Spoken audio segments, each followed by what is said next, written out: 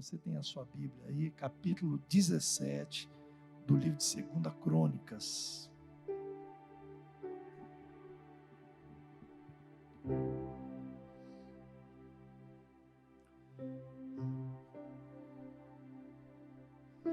Estou morando em São Paulo há 2 anos, né?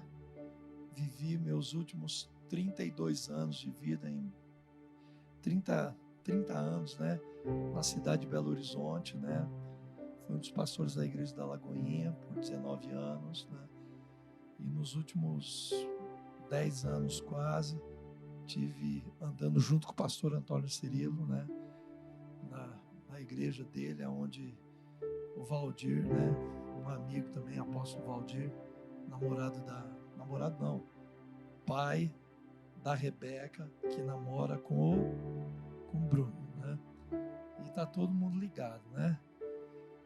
Diz assim: e Josafá, seu filho, reinou em seu lugar, e fortificou-se contra Israel, e pôs gente de guerra em todas as cidades fortes de Judá, e pôs guarnições na terra de Judá, como também nas cidades de Efraim, que Asa, seu pai, havia tomado. E o Senhor foi com Josafá, porque andou nos primeiros caminhos de Davi, seu pai, e não buscou a Baalim, antes buscou ao Deus de seu pai, e andou nos seus mandamentos, e não segundo as obras de Israel. E o Senhor confirmou o reino na sua mão, e todo Judá deu presentes a Josafá, e teve riquezas e glórias em abundância. Exaltou-se o seu coração nos caminhos do Senhor, e ainda demais tirou os altos e os bosques de Judá. E no 3º ano do seu reinado, enviou ele príncipes a Ben-Rail, e a Obadias, e a Zacarias, e a Natanael, e a Micaías, para ensinarem nas cidades de Judá. E com eles os levitas, Semaias, Netanias, Zebadias, Azael, Semiramote, tudo nome bom para colocar em filho, né? Quem tem dúvida, Jonatas e Adonias, Tobias, Tobi e Adonias, levitas, e com eles os sacerdotes Elisana e Jeroão. Aleluia.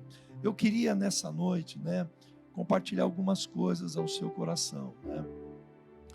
Eu sou pastor há 30 anos, né? Eu sou um pastor de uma igreja celular há quase 30 anos, né? A gente trabalha com células. Eu passei por quase todos os modelos celulares dos últimos 30 anos, né?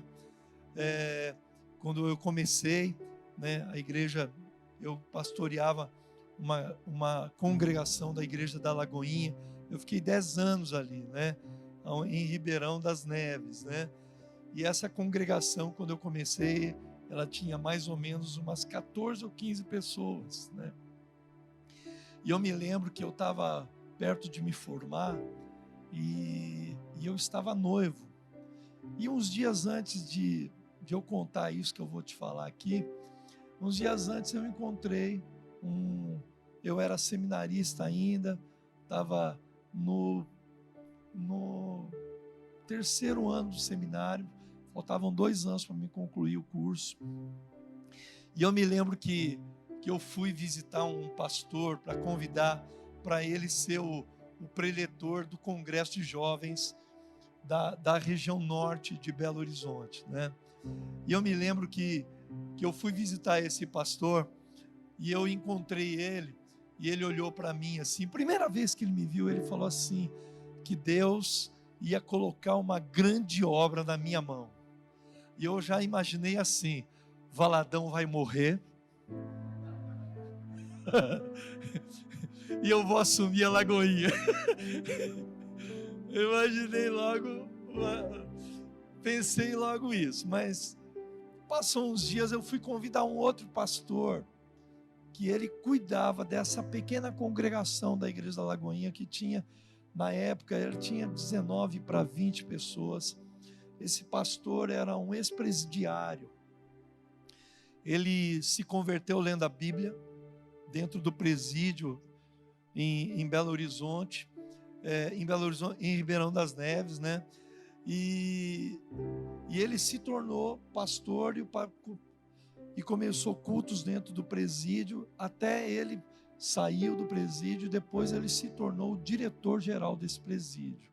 Foi o primeiro ex-presidiário que se tornou diretor-geral de um presídio. E ele era um pastor e chamava-se Edson Rubens Ferraz.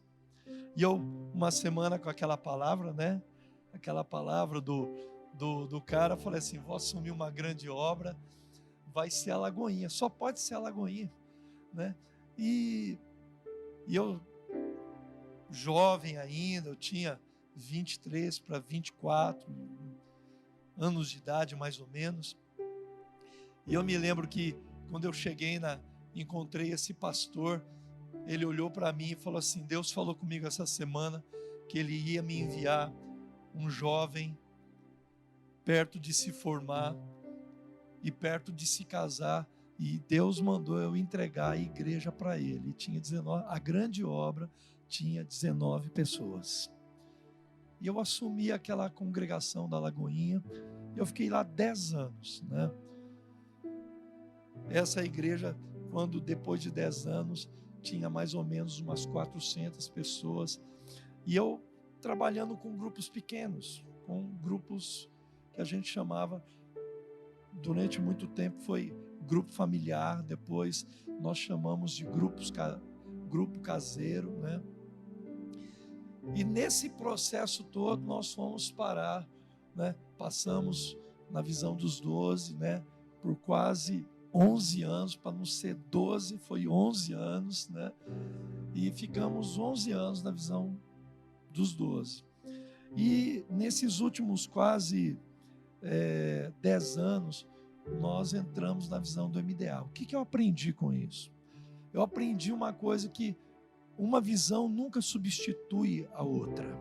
O modelo, né? A obra de Deus, ela é dinâmica, né? Ela nunca, o reino de Deus, ele é dinâmico, ele não é estático. Então, normalmente, né, eu ficava com aquela pressão em cima de mim, né? Você vai mudar de novo, né? Vai mudar a visão de novo. E na verdade o tempo, os anos vão ensinando a gente que uma visão, ela não pode ser mudada. Na verdade, um modelo novo, ele aperfeiçoa o antigo. Ele amplia aquilo que você tem, você aprende com aquilo e você amplia, na verdade, aquilo que você fazia, você vai fazer melhor, né? Então hoje nós praticamos a visão do MDA lá na nossa igreja, né? Nós somos uma igreja em células aqui em São Bernardo, temos mais ou menos umas 170 células lá, né? Com um povo mais ou menos umas 1.500 pessoas. E eu tenho aprendido algumas coisas. Quando eu vim para São Paulo, exatamente para essa igreja, eu vim com um desejo assim muito grande de reinventar, né? De me reinventar, de aprender, né? Antes de vir para cá, eu fiz assim um processo de coach, de personal coaching, e com alguém eu queria ampliar meus olhos, ampliar meu nível de conhecimento, eu queria fazer a obra de Deus de maneira diferente, eu queria aprender uma forma nova, e dentro desse processo, eu comecei a reler novamente, né? Eu falei assim, eu preciso aprender com os líderes antigos da Bíblia, né? Alguns livros da Bíblia, livro de Reis, livro de Crônicas, são livros que falam, quando fala livro dos reis, ele narra a história de todos os reis de Israel, dos acertos, do que eles fizeram certo, do que eles fizeram errado, aonde acertaram, aonde erraram, o que potencializou a nação de Israel foi uma coisa simples, chamado liderança. Quando havia um bom líder, um líder forte, Israel prosperava. Quando esse líder era fraco, Israel, ele perdia suas batalhas, ele perdia todas as conquistas que ele tinha tido, e ficava muitas vezes igual aquela sanfona, cresce, diminui, cresce, diminui, cresce, diminui. Tudo está ligado a uma coisa chamada liderança. Sempre é assim. E eu comecei a ler, a estudar a vida desses homens, né? E eu comecei pelo livro de Reis, né? Quando você estuda a vida dos primeiros reis de Israel, Saul, Davi, Salomão, depois vem Roboão, Jeroboão, Abias, Asa, até chegar nesse rei chamado Josafá. Todos esses homens aqui, eles nos ensinam muitas coisas, né? E eu queria repartir com você sobre isso, né? Eu comecei, sendo assim, extremamente sincero com você, eu comecei a ler a vida de Salomão, mas pelo livro de Reis, é meio desanimadora. Você vê um homem que chegou aonde ele chegou, conquistou tudo que ele conquistou. Ele chegou a ser, não somente, ele apesar de ter herdado o reino de Davi, né, e ter recebido não somente a herança de Davi, mas ele recebeu o legado de Davi. E são duas coisas distintas. A herança é o que você entrega de bens para um filho. O legado é o que o filho aprende com seu pai. É diferente.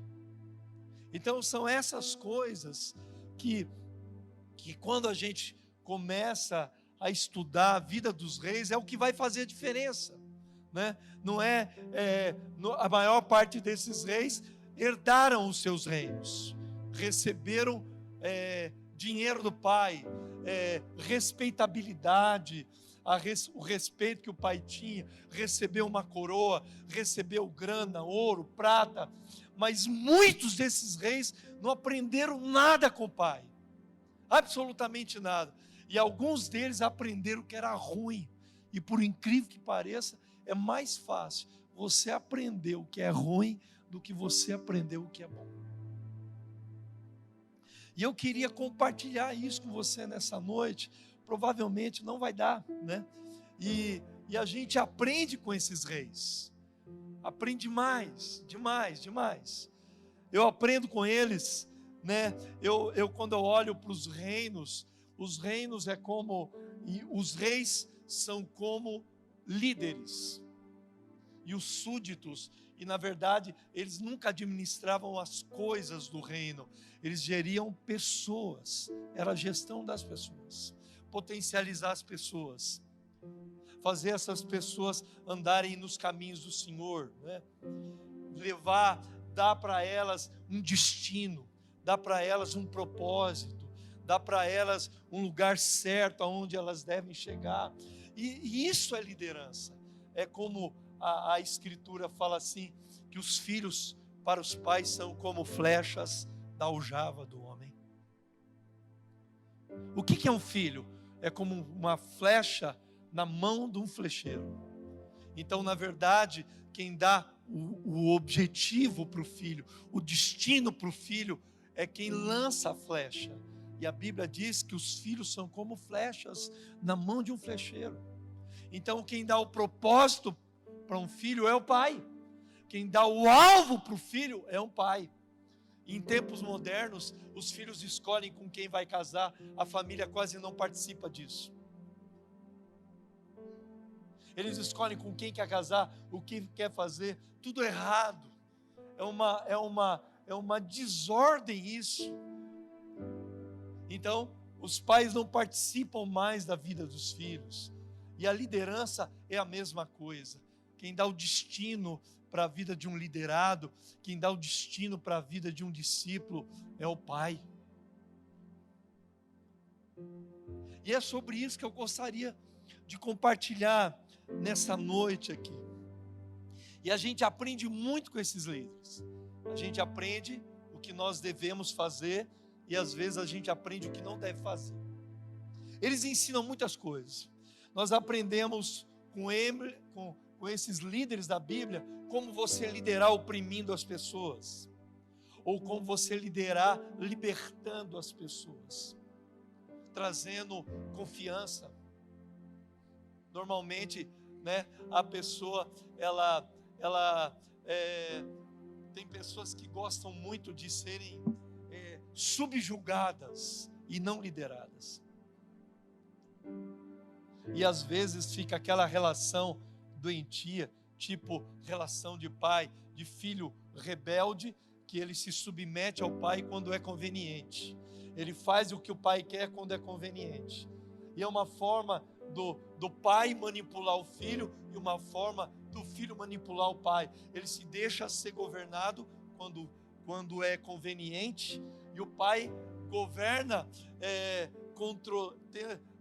por meio não de inspiração, mas ele governa a vida do filho através de controle e de domínio.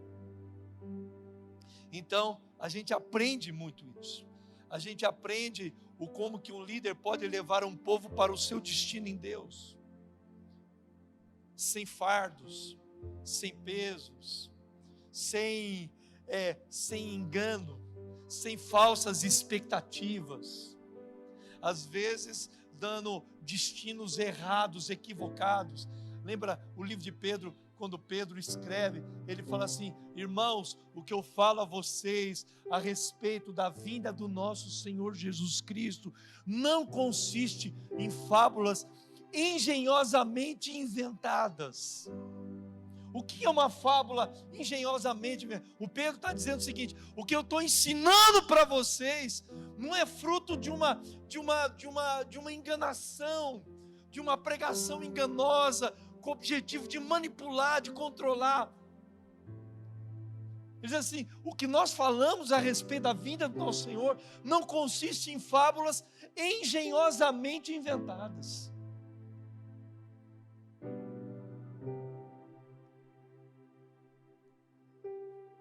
Mas ele fala, e essa pregação, ela é fruto daquilo que nós vimos. Nós estávamos com ele no monte, quando nós ouvimos a voz vindo do céu: este é meu filho amado em quem eu tenho prazer. A qual voz nós ouvimos, e nós somos testemunhas oculares da sua majestade. Então ele fala assim, nós vimos. Então ele está falando assim, o que eu estou pregando não é fruto do que eu inventei, é fruto daquilo que eu vi, do que eu toquei. Então esses líderes, a liderança nesse caso, a gente aprende com eles, não dando falsas expectativas. A gente aprende como liderar por razões corretas, por motivos corretos, e não por razões espúrias. Lembra quando o apóstolo Paulo diz: uns pregam por vanglória, outros pregam por partidarismo. Nós anunciamos a Cristo crucificado e ressuscitado. Então as pessoas pregam por diversas razões, elas lideram por diversas razões. Ele diz assim: uns por vanglória, pela necessidade de aparecer, pela busca de reconhecimento. Outros por partidarismo, para afirmar a sua opinião, a sua visão. As pessoas fazem por diversas razões. E na verdade a gente aprende o como liderar por razões corretas. E a gente aprende também o como líderes fazem por razões erradas. Um exemplo disso é a vida daquele homem chamado Absalão. Quando a Bíblia diz que ele começou chegava na porta do palácio do rei Davi e falava assim: não há ninguém aqui, ninguém da parte do rei. Ele está falando do rei, que ouça a sua queixa. E a Bíblia diz que ele dessa forma roubava o coração das pessoas. E diz assim: Muitos, na simplicidade do seu coração, o seguiam, não sabendo nada a respeito dessas coisas. Quer dizer, as pessoas seguiam, mesmo que aquele homem tinha uma razão errada, tinha um objetivo errado, ele tinha uma missão oculta dentro dele, uma missão que ninguém via, mas estava lá dentro, fruto da amargura dele, fruto da rebeldia dele. Mas as pessoas o seguiam na simplicidade do seu coração. E às vezes as pessoas são enganadas por líderes que têm razões erradas e ostentam uma razão certa, mas lá dentro Deus sabe quem ele é. Quantos entendem o que eu estou dizendo? Sabe, irmão, eu aprendo com esses reis também o como, a importância de você deixar um legado, não uma herança, um legado. Não aquilo que você deixa de dinheiro para um filho, mas aquilo que um filho aprende com você, daquilo que ele aprendeu com você, que ele vai guardar para o resto da sua vida. A gente aprende com esses homens a segurança, de ter segurança em você entregar a herança para o herdeiro certo. E nós fazemos muitas escolhas erradas. Nós escolhemos as pessoas erradas, porque a gente às vezes não sabe nem escolher direito. A gente chama alguém de discípulo, de filho, quando o cara não é filho. A gente chama de discípulo alguém que nem te segue direito. Quando você olha para trás, a pessoa não está atrás de você. Ele está atrás do Malafaia, ele está atrás do Luiz Hermínio, um amigo precioso meu, mas ele não segue você. Eu aprendo com esses líderes a importância disso. Eu aprendo com esses líderes a importância e a relevância de você ter uma vida devocional profunda. Quanto mais esses homens buscavam a Deus, mais eles cresciam, mais o Senhor os engrandecia. Quando eu penso nisso, eu lembro muito de Salomão. Eu acho que a pastora que estava aqui, que estava aqui ministrando, falando de Salomão, eu falei, pelo amor de Deus, Deus já me deu a senha para essa noite, né? E é engraçado que Salomão é exemplo disso. Ele recebe do pai herança e legado do pai. E todas as ações de Salomão era sempre direcionando: meu pai fez isso, eu estou fazendo o que eu vi meu pai fazer. Meu pai andou desse jeito. E você percebe que Salomão, o que marcou profundamente a vida de Salomão foi a devoção dele, o como ele se relacionava com Deus desde o primeiro dia do seu reinado. Quando chega no primeiro capítulo de Crônicas, que ele diz assim: naquele dia ele assume o reinado, sobe para a tenda da revelação e oferece naquele dia 1000 bois. 1000 bois. Um boi tem em média 12 arrobas. Uma arroba de boi custa R$500 hoje. Ele deu 1000 bois, R$500 mil. Na mesma noite, a Bíblia diz que Deus respondeu a Salomão e disse para Salomão: pede o que você quiser que eu vou te dar. Fruto da devoção. O maior desejo de Salomão era edificar uma casa para Deus. É o que queimava dentro dele, é o que ardia, a devoção dele, a paixão que ele tinha por Deus. E é essa paixão, meu irmão, quando a rainha de Sabá vai visitar Salomão, ela fica impressionada com tudo. Ela fala assim: que cara é esse? Todo mundo quer ouvir o cara, todo mundo quer estar com ele, e ela vai estar com ele. Quando chega lá, ela fica impressionada com algumas coisas. Ela chega, ela vê a riqueza, a ostentação, meu Deus, a comida, os servos de Salomão, os capitães de Salomão, a ordem que havia, a excelência em tudo que havia dentro daquele lugar. Mas tem uma coisa que deixou aquela mulher, que a Escritura diz que deixou ela como que fora de si. O como Salomão subia todos os dias para a casa do Senhor. É o que mexeu com ela. A devoção dele. Líderes que oram mais, eles têm mais potencialidade de rompimento. Líderes que se dedicam mais a Deus, a devoção a Deus, a estudo das Escrituras, eles têm mais potencialidade. Quem não ora, lógico. Tem um ditado antigo que eu ouvia muito, pastor Ernesto Tonini, eu era aluno de seminário, falava assim: muita oração, muito poder, pouca oração, pouco poder. Então está tudo intimamente ligado. Então, quando a gente chega nesse capítulo 17, a gente vê um homem chamado Josafá. Quem era Josafá? Josafá era filho de Asa, do rei Asa. Asa, se você olha a história de Asa é marcada pelas primeiras coisas. Diz assim: Asa fez o que era bom e reto aos olhos do Senhor. 10 anos de prosperidade. E a Bíblia diz assim que houve guerra contra todos os reis de Israel, todos os reis. Davi viveu guerra durante todo o seu reinado, 40 anos de reinado.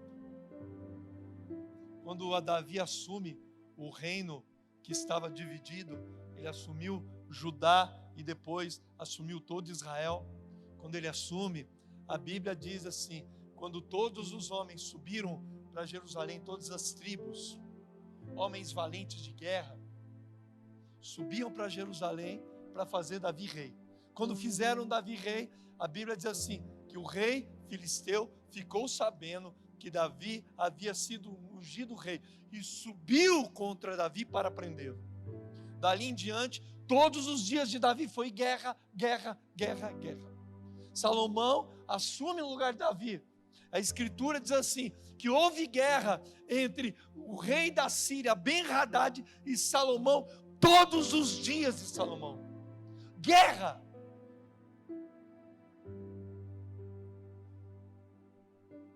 O filho de Salomão era Roboão. E a Escritura diz assim, houve guerra entre Jeroboão e Roboão todos os dias. Roboão teve um filho, Abias. E a Escritura diz, Jeroboão também lutou contra Abias todos os dias. Aí assume o rei, o filho de Abias, Asa. E a Escritura diz assim, Deus deu 10 anos de paz para Asa durante seu reino. E a terra esteve tranquila. Mas nesse tempo de tranquilidade, a Bíblia diz, e a Escritura ensina algumas coisas muito fortes. E diz assim, Asa fez o que era reto aos olhos do Senhor, porque tirou os altares e mandou a Judá que buscasse ao Senhor seu Deus de seus pais e que observassem os mandamentos. Meu irmão, normalmente as pessoas buscam a Deus em tempo de guerra. Asa buscou a Deus em tempos de paz. Para quê? Para estar pronto para o tempo da guerra, porque a guerra viria. Eu aprendo com isso, demais. Quando Asa morre, o sucesso de Asa foi em razão do quê? Ele buscou o Senhor.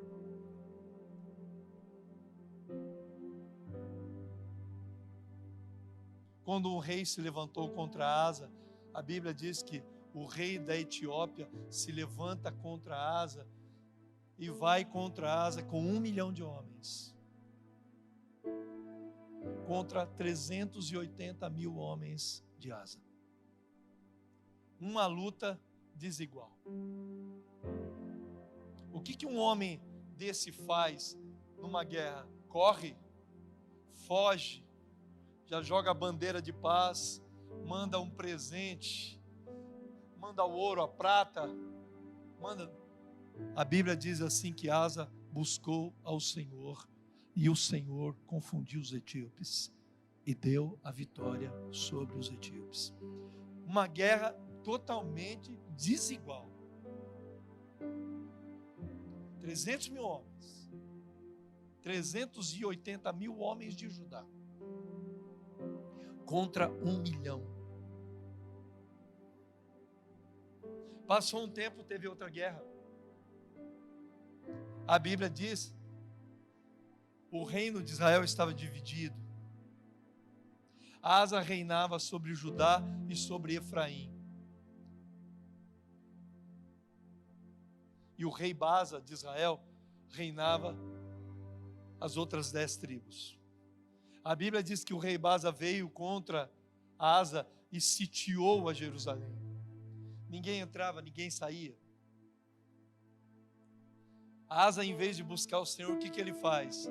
Fez uma aliança com o rei da Síria e fala assim: me ajuda aqui, dá um toque para o brother lá e fala que você está comigo. Não precisou nem ter guerra. Quando ele ficou sabendo que o rei da Síria estava ao lado de Asa, ele desistiu. Deus levanta um profeta para dizer assim: olha, porque você confiou nele e não em mim.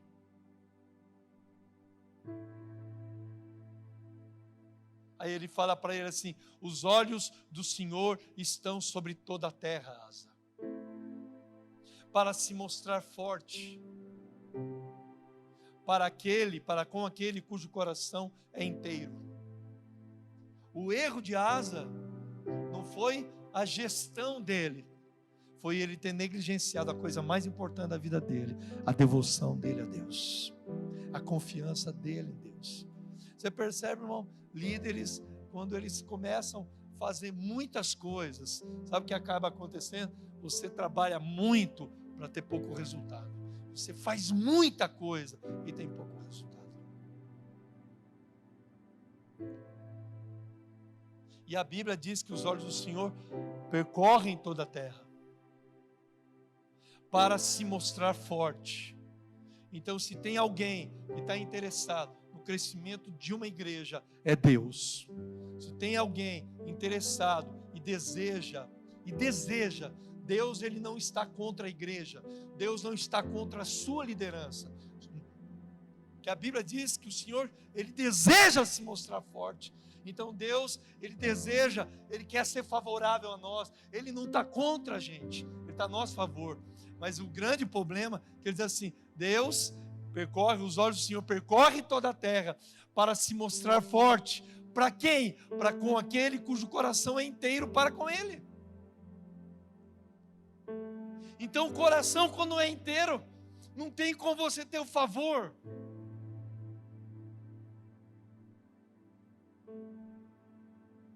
Você tem que ter o favor de Deus, a mão de Deus. E é isso que ensina todos esses livros aqui que eu falei. Mas tem, sabe, irmão, Asa, ele começa, eu queria dar algumas sugestões aqui, sugestões bíblicas, é lógico. E eu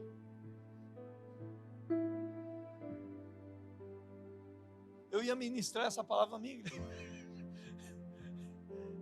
E eu entendo, sabe, irmãos, que esse menino aqui, quando ele assume o reino do pai, ele começa, diz assim: e Josafá, seu filho, reinou em seu lugar e fortificou-se contra Israel. Eu comecei a perceber algumas coisas importantes na vida de um líder, diante de tudo isso. E Josafá me ensinou algumas coisas. Primeira coisa é que todo líder, ele precisa ter um conhecimento, um autoconhecimento das áreas frágeis da sua liderança e fortalecer as áreas frágeis da sua liderança. A fragilidade da nossa vida, ela pode destruir a potencialidade ou a capacidade da nossa liderança. A fragilidade dela. E normalmente a gente não está preocupado com isso. Então a Bíblia diz que ele fortaleceu-se Salomão contra Israel. Ele tinha um inimigo, que era Israel. O reino estava dividido novamente. E ele se fortalecia. Fechar as portas, tratar as áreas frágeis. E tem uma coisa que a gente tem muita dificuldade, é de reconhecer a debilidade, de olhar para as debilidades da nossa vida. Tem um livro, até falei para o André que eu ia mandar para ele, não mandei. E é um livro secular que diz assim: por que gigantes caem? E ele faz um apanhado de todos os grandes empreendedores do mundo, gigantes, empresas multinacionais, bancos que tinham um poderoso lastro, e esses bancos caíram e faliram. E normalmente, quando a gente está no auge, a gente nunca dá importância para algumas coisas. E ele fala nesse livro interessante, que ele fala assim: por que gigantes caem? E ele fala assim: porque eles não dão importância para os pequenos erros. E esses pequenos erros, quando você não dá importância para essas bobeirinhas vão se tornando trincas, e essas trincas é igual infiltração de água. A água, ela vai encontrar o rumo dela. Quando a água tem uma trinca na laje, ela pode ser uma trinca superficial, ou numa laje, ou numa parede, a água entra ali e ela vai procurando o caminho dela. E aonde tiver trincado, pode ser uma trinca pequenininha. É como um apartamento. Uma bobeirinha no apartamento de cima, vaza tudo embaixo. E detona tudo. Infiltra na parede, ele vai descendo. Se você não resolve logo essas coisas, isso vira um prejuízo absurdo. Porque nós temos dificuldade de olhar para essas pequenas coisas. Uma das coisas mais sérias no ministério é você negligenciar as áreas frágeis. E hoje em coach, fique concentrado nas coisas fortes que você faz. Aí você negligencia a frágil. E o livro de Cantares diz assim: o que faz mal para as vinhas? São as grandes raposas. Porque a raposa grande você chuta ela e manda ela embora. Mas eles dizem, são as pequenas raposinhas. Elas vão e comem as folhas e vai matando a planta devagar, porque é uma raposa pequena, aparentemente inofensiva. Segunda coisa que a gente erra muito, e eu vejo para a vida de Asa, que é extremamente importante sobre liderança, é que nós temos que trazer para perto de nós homens de guerra. Eu vou repetir: tenha perto de você homens de guerra. Todos os homens da Bíblia, os reis, eu fico vendo a vida de Salomão, quando ele começou a organizar o reino dele, todos os capitães que se assentavam na mesa de Salomão, diz assim: ele trouxe para si todos os homens de guerra. Gente faca na caveira, gente que não rói a corda na hora do vamos ver. E ele traz, e a Bíblia diz assim, versículo 3, e o Senhor foi com Josafá, porque ele andou, verso 2, ele pôs gente de guerra em todas as cidades fortes de Judá, e guarnições na terra de Judá, como também nas cidades de Efraim, que Asa, seu pai, havia tomado. O que ele fez? Trouxe gente de guerra. Irmão, a gente não pode fazer, em liderança, a gente não pode fazer política. Mantenha o inimigo perto de você. É como você chocar ovo de cobra. é como a Bíblia diz no livro de Jeremias, que é como a perdiz, que choca os ovos que não são seus. Porque a perdiz é uma ave misericordiosa. Se ela estiver voando, ela vê um ovinho ali, ela senta lá e vai chocar o ovo. Ela nem sabe que ela está chocando. Ela pode estar chocando um ovo de cobra. E quando esse sair daquela casquinha, é uma cobrinha que vai morder ela e matar ela. E na liderança, irmãos, é importante trazer para perto da gente de guerra. Não gente perfeita, gente de guerra. Nós temos uma cultura lá na nossa igreja, sabe, irmãos?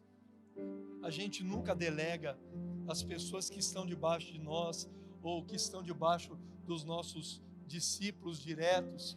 A gente nunca delega responsabilidade para alguém que não é um discípulo direto nosso.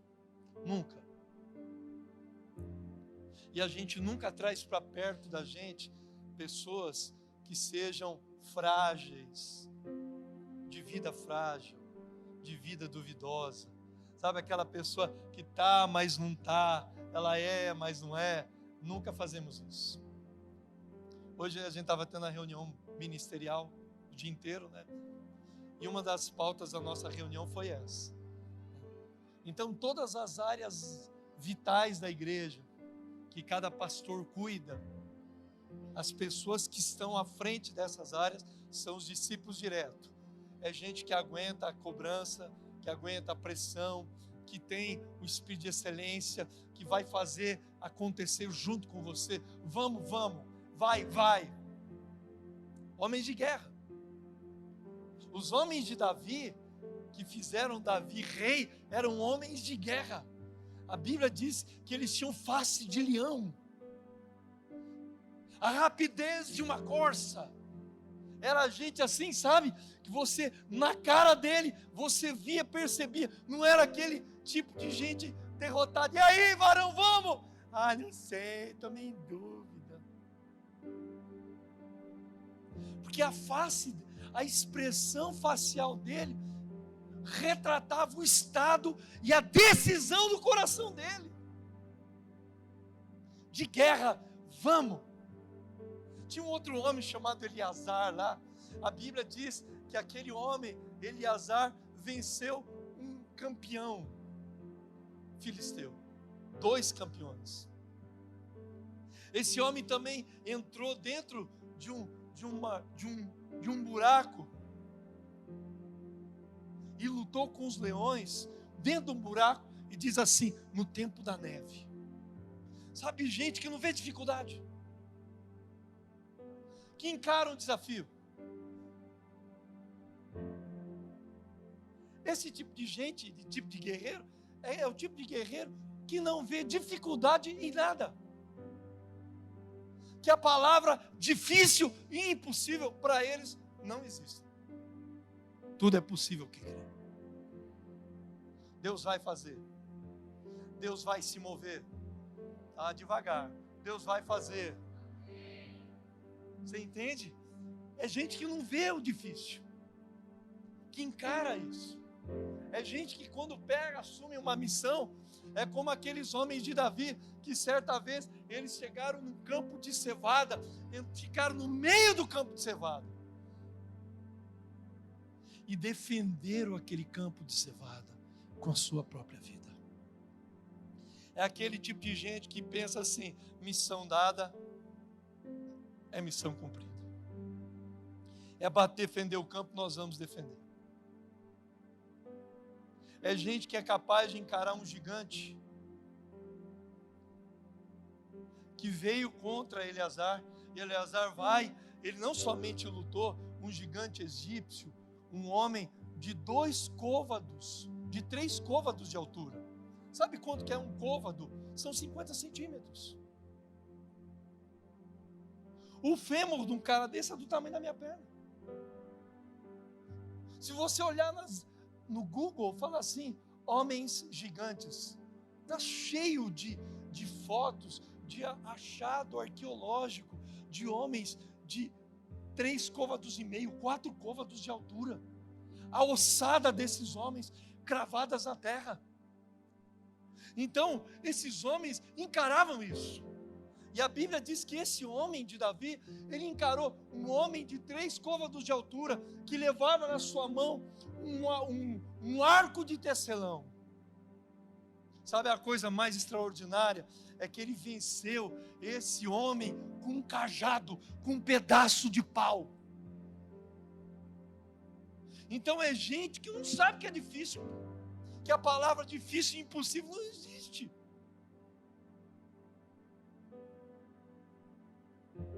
Sabe por quê? Porque eram homens de guerra. Homens de guerra. Homens de guerra. Uma tropa, a igreja é um exército, queridos. A igreja, ao mesmo tempo que é uma família, ela é um exército de soldados. Agora, como é que você faz um soldado criar disciplina? A gente, quando olha aí os direitos humanos brasileiros, pelo amor de Deus, eu servi o exército.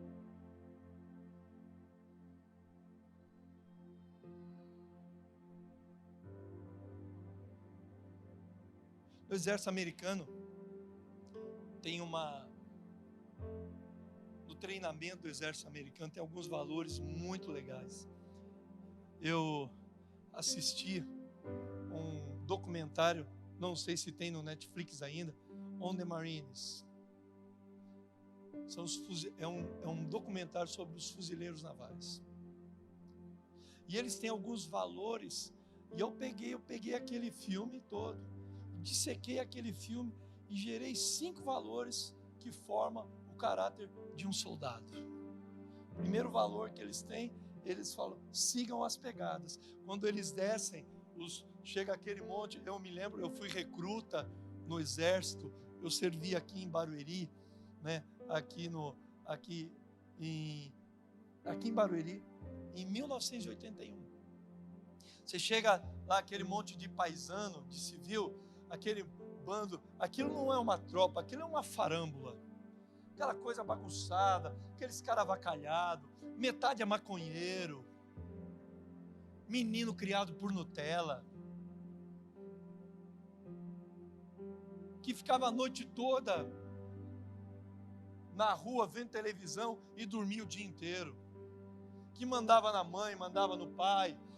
Chega lá, tem que aprender algumas coisas. A primeira coisa que você aprende no militarismo é uma coisa chamada ordem unida. Você vai aprender a marchar junto. Esquerda, volver. Direita, volver. Apresentar armas. Descansar armas. Você não aprende a atirar. E eles vão extenuar você. Tentar te humilhar. E o objetivo não é humilhar, é criar fibra de um soldado. Porque a realidade de uma guerra é muito maior do que aquilo que a gente aprende no quartel. Tem uma semana no exército americano que é chamado o Calvary, a Semana do Calvário. E eles levam o soldado americano no limite. Eles simulam tudo que é real, para que eles cheguem mais perto da realidade, que eles aprendam a se manter firmes, a suportar um interrogatório, a no meio de um tiroteio, aquele monte de bomba explodindo, que o objetivo daquilo é produzir desorientação na pessoa, eles aprenderem a estarem atentos, a não assustar, explode uma bombinha, pá, parece uma bichona. É verdade. E de repente, meu irmão, a igreja, aquele monte de crente Nutelinha. Ai, não fale assim, não fale assado, não gosto disso. Como é que você gera a resiliência de um soldado na vida de um crente, cara? a perseverança. Gente que aguenta a pressão da guerra, as feridas da batalha. Você ser alvejado e continuar lutando, continuar resistindo. E é por isso que todos os reis da Bíblia, Davi foi assim, Salomão foi assim, Josafá, ele tinha homens de guerra, Asa tinha no seu exército 380 mil, diz assim, homens de guerra.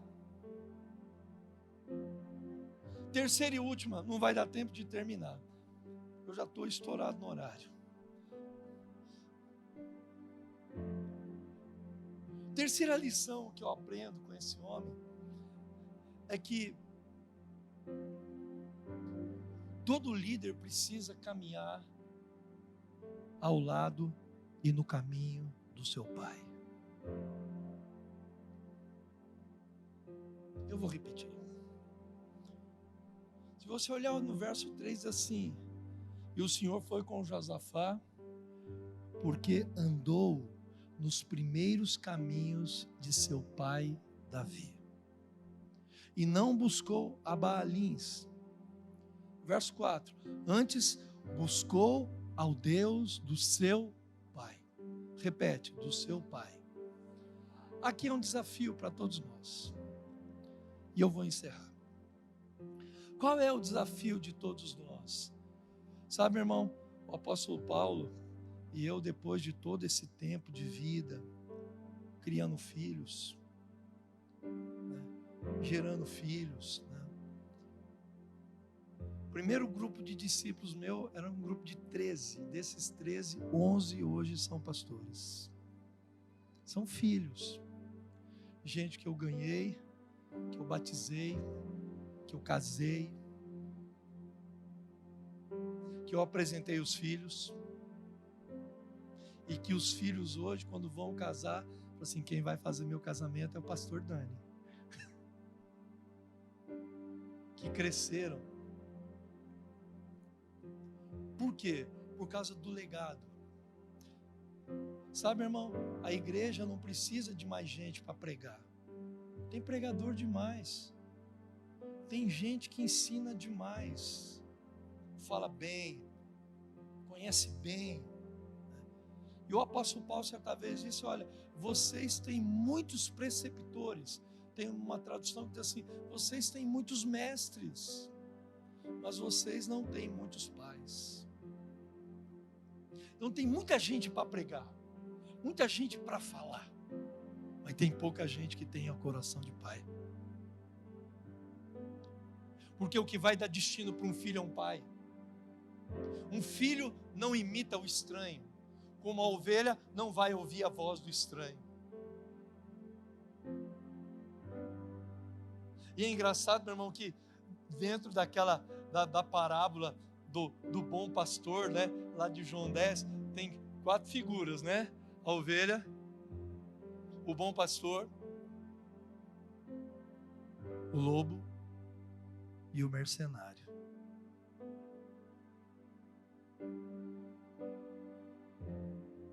O mercenário não é o lobo. O mercenário é aquele que só quer a lã da ovelha, que é o leite da ovelha. Ele quer o que a ovelha pode dar para ele.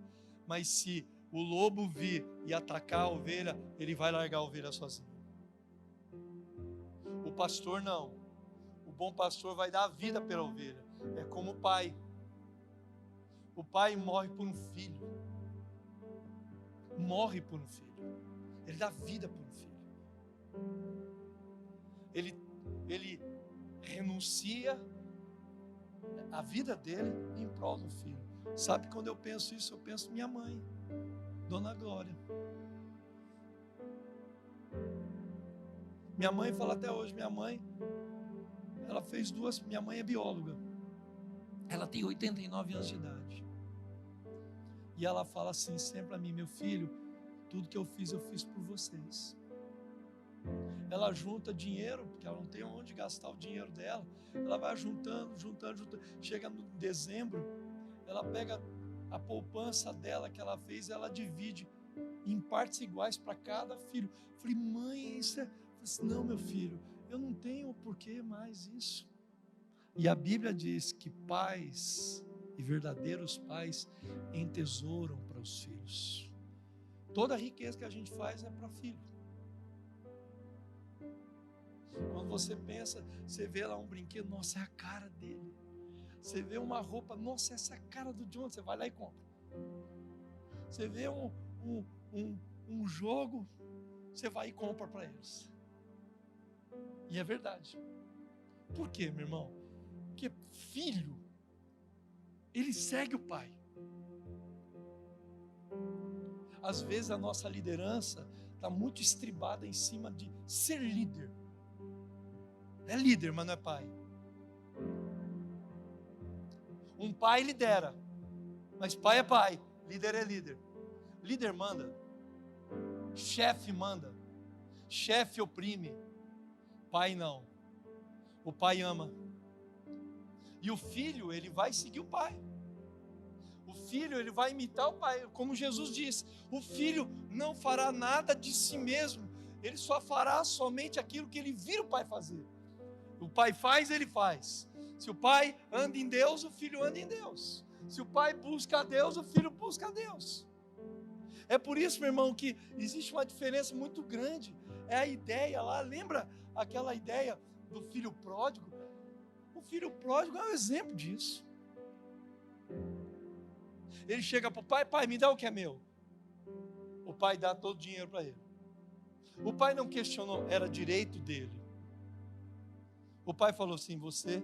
Agora, olhando o resultado disso, o filho estava apto para ter aquele dinheiro, sim ou não? Ele sabia gastar dinheiro? Sabia economizar dinheiro? Sabia potencializar o dinheiro? Não. Agora, mas a culpa foi de quem? Do filho ou do pai?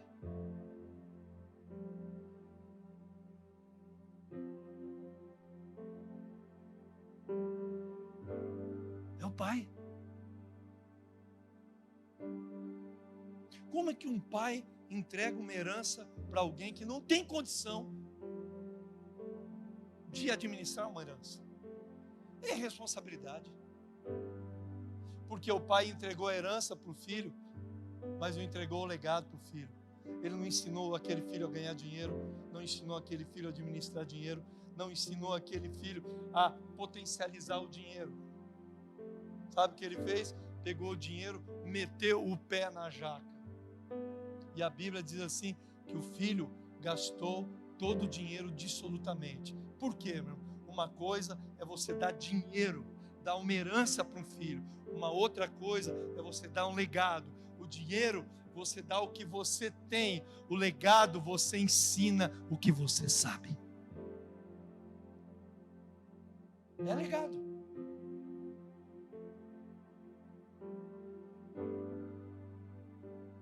Quando eu penso na liderança dele, eu penso nisso. E por último, e acabou mesmo. Só que não. A devoção, meu irmão, era a base desse menino. Um homem que buscou o Senhor o tempo todo, durante todos os dias. O governo de Josafá era firmado em cima da devoção dele. A sua liderança é firmada sobre o quê? Sabe o que eu faço todo dia, irmão? Eu estou com 50 e vou fazer 58 anos de idade. Meu maior desafio hoje é deixar um legado.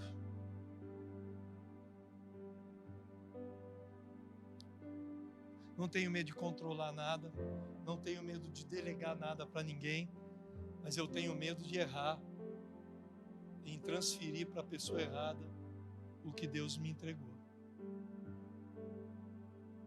E eu oro por isso todos os dias. Eu levanto muito cedo todo dia. 6:30 da manhã eu estou acordado. Eu levanto, tomo banho, pego o carro, vou para a igreja. E eu oro todos os dias. Das 8 da manhã ao meio-dia. Todo dia.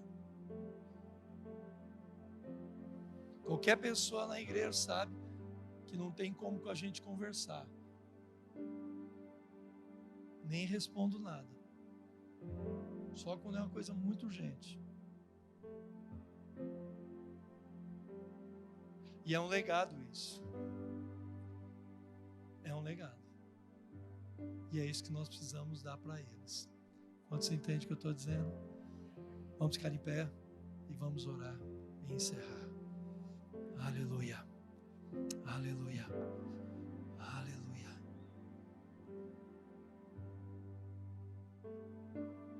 Coloque a mão no seu coração, meu irmão. Me perdoe o horário de eu ter extrapolado aqui a hora. Eu prometo que eu melhoro na próxima. Em nome de Jesus. Coloque a mão no seu coração, querido. Pai, eu quero orar por esse povo tão precioso, Pai. Que o Senhor nos ensine, Senhor, a sair da zona de conforto. Que o Senhor nos ensine a escolher pessoas certas. Que o Senhor nos dê o coração de um pai. Que o Senhor nos dê a dedicação de um pai para com o filho, Senhor. Sentir dores de parto, Senhor. Chorar pela vida de um discípulo. Clamar pela vida dele, Senhor. Senhor, dá-nos razões certas. Dá-nos motivos certos. No nome de Jesus, Pai. Traz um rompimento na nossa vida nessa noite aqui. Espírito de Deus, eu oro, Senhor, no nome de Jesus, por cada homem, por cada mulher aqui, que o Senhor quebrante os nossos corações, que o Senhor mude as nossas vidas, que o Senhor muda a nossa maneira de enxergar as coisas, que o Senhor mude a nossa forma de liderar, Pai. Dá-nos um coração de paz, dá-nos um coração de paz. Em nome de Jesus, quebra a dureza do nosso coração, Pai. Quebra a falta de devoção, a falta de oração, Pai. Se alguma coisa, às vezes, Senhor, nós precisamos ter autorresponsabilidade, parar de culpar a igreja, parar de culpar o discipulador. Se alguma coisa não vai bem, a responsabilidade é minha, é tua. Em nome de Jesus.